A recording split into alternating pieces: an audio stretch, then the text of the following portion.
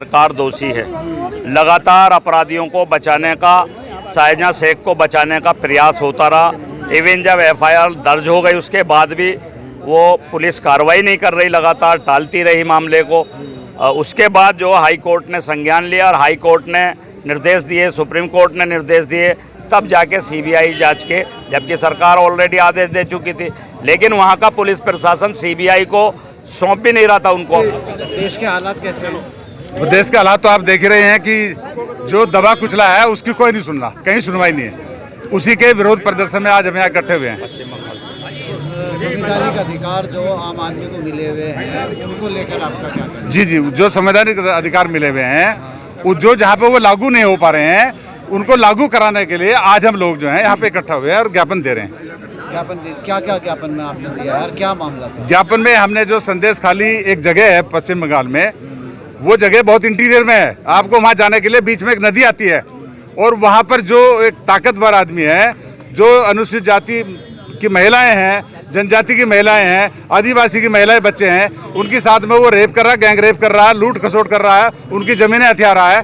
उसके विरोध में हम आज जो है उस पर कार्रवाई नहीं हो रही थी, वहाँ की सरकार कार्रवाई नहीं कर रही थी। उस कार्रवाई को कराने के लिए और उसके खिलाफ अधिक से अधिक दंडात्मक कार्रवाई हो, उसके हम समर्थन में जो है आज यहाँ पे ज्ञापन देने माननीय डीएम साहब को आए हैं, जो राष्ट्रपति महोदय को जाएगा। देश के मुखिया क्या कर रहे हैं? वो अभी अपना काम कर रहे हैं। हर चीजें उनके संज्ञान में नहीं आ सकती है, वो लानी पड़ती हैं। मिले हैं वो तो, मिले हैं भाई, और देश के मुखिया मिले हैं उनसे जाकर के वहाँ।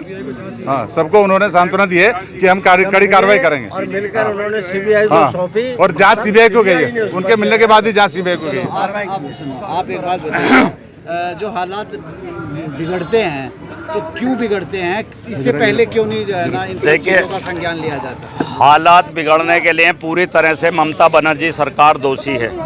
लगातार अपराधियों को बचाने का, सायजा शेख को बचाने का प्रयास होता रहा। इवन जब एफआईआर दर्ज हो गई उसके बाद भी वो पुलिस कार्रवाई नहीं कर रही, लगातार टालती रही मामले को। उसके बाद जो हाई कोर्ट ने संज्ञान लिया और हाई कोर्ट ने निर्देश दिए, सुप्रीम कोर्ट ने निर्देश दिए, तब जाके सीबीआई जांच के, जबकि सरकार ऑलरेडी आदेश दे चुकी थी, लेकिन वहाँ का पुलिस प्रशासन सीबीआई को सौंप भी नहीं रहा था उनको, अपराधियों को। तो उनको अब सौंपा गया है। हमारी मांग है, जो वहाँ भय का वातावरण है, जो भय का वातावरण है, आज भी अनुसूचित जाति की महिलाएं, पुरुष और आदिवासी महिलाएं, एसटी की महिलाएं, वो सब अपने आप को असुरक्षित समझ रही हैं। ममता बनर्जी सरकार में खुलेआम गुंडा राज चल रहा है, गोकशी चल रही है, अवैध हथियारों की तस्करी चल रही है। पूरी तरह से जो है ममता बनर्जी सरकार, कानून व्यवस्था ध्वस्त हो चुकी है।